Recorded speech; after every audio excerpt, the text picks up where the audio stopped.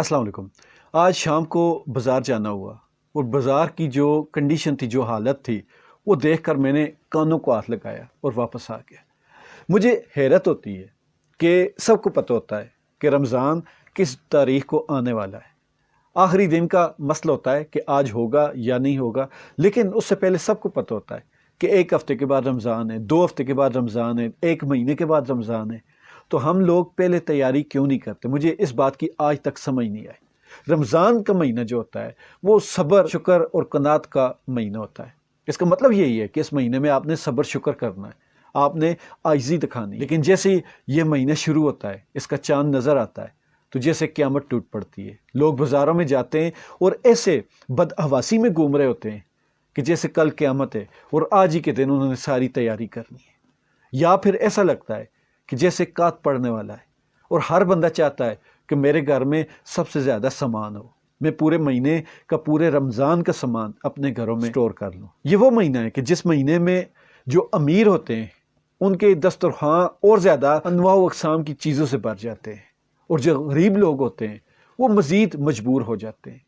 لوگوں کے اس طرح اندھا دھند خریداری کرنے کی وجہ سے جو چیزوں کے ریٹ ہوتے ہیں وہ مزید بڑھ جاتے ہیں، اور آپ لوگوں کی استطاعت ہے اللہ تعالیٰ آپ کو اور دے، لیکن اس طرح کی خریداری کی وجہ سے، اس طرح کی سٹور کرنے کی عادتوں کی وجہ سے جو اشیاء خرد و نوش ہوتی ہیں ان کی قیمتیں بڑھ جاتی ہیں۔ اور آپ کے اس عمل کی وجہ سے جو ایسے مجبور لوگ ہوتے ہیں جو رمضان سے پہلے بھی استطاعت نہیں رکھتے تھے کچھ چیز خریدنے کی، ان کے اوپر مزید بوجھ رمضان میں پڑ جاتا ہے۔ اور دکانداروں کے، تاجروں کے حالات دیکھیں، جو چیز رمضان شروع ہونے سے پہلے ٹھیک 1 دن پہلے 100 روپے کی تھی وہ 200-250 روپے مہنگی ہو گئی۔ رمضان المبارک عبادت کا مہینہ ہے۔ رمضان المبارک میں آپ نے اللہ تعالیٰ کو راضی کرنا ہے، لیکن لوگ رمضان المبارک کو اپنے لیے ایک کاروباری مہینہ، سیزن بنا لیتے ہیں۔ ایک چیز سب بھول جاتے ہیں کہ رزق اللہ تعالیٰ کے ہاتھ میں۔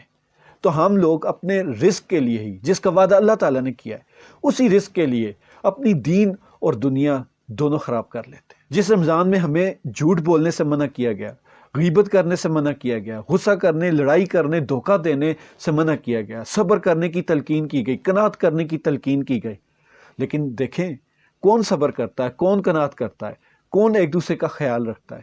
تاجر ہیں، ان کو اپنے مال کی فکر ہے، اور جو پیسے والے لوگ ہیں وہ چاہتے ہیں کہ پورا بازار وہ گھر میں جا کر رکھ لیں۔ اور لوگ جب عصر کا ٹائم ہوتا ہے تو ایسے بازاروں میں امڑ آتے ہیں کہ جیسے بازاروں میں چیزیں فری مل رہی ہوں۔ تو لوگوں سے یہ درخواست ہے کہ پوری دنیا میں لوگ رہتے ہیں، لیکن یہ جو افراتفری ہوتی ہے یہ صرف مجھے لگتا ہے کہ پاکستان میں ہی ہوتی ہے، اور یہ جو چیزوں کے ریٹوں کو پر لگ جاتے ہیں، آگ لگ جاتی ہے، وہ مجھے سمجھ نہیں آتی یہ کون سا دین اور کون سی ایسی اسلامی تعلیم ہے جس میں یہ کہا گیا ہو کہ یہ آپ کا مہینہ ہے، سیزن ہے۔ ہمارا دین اسلام ہمیں میانہ روی سکھاتا ہے، لیکن کبھی عصر کے بعد بازار میں جا کر نکلیں، یا اگر آپ کو بھی یہ والی بیماریاں لا کے، تو آپ خود جا کر بازار میں اپنا موازنہ اور دوسرے لوگوں کا موازنہ کریں۔ آپ کو لگتا ہے کہ یہ میانہ روی ہے، یہ قناعت ہے، یہ صبر ہے، یہ تحمل ہے؟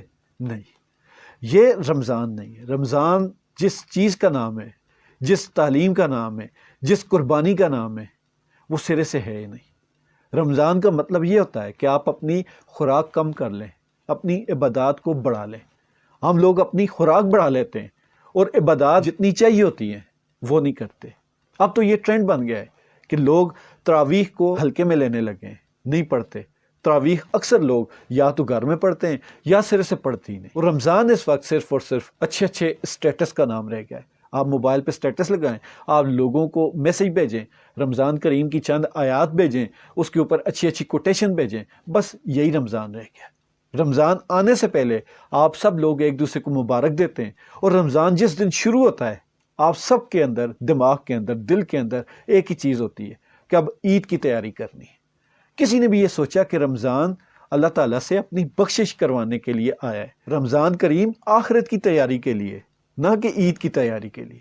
اور ہر بندہ یہاں پہ اپنی عید کی تیاریوں میں لگا ہوتا ہے۔ ہر کوئی کہتا ہے میرا مال زیادہ بکے تاکہ میں عید اچھے سے گزار سکوں، لیکن کوئی یہ نہیں سوچتا کہ میرا رمضان اچھے سے گزرے تاکہ میں اپنی بخشش کروا سکوں۔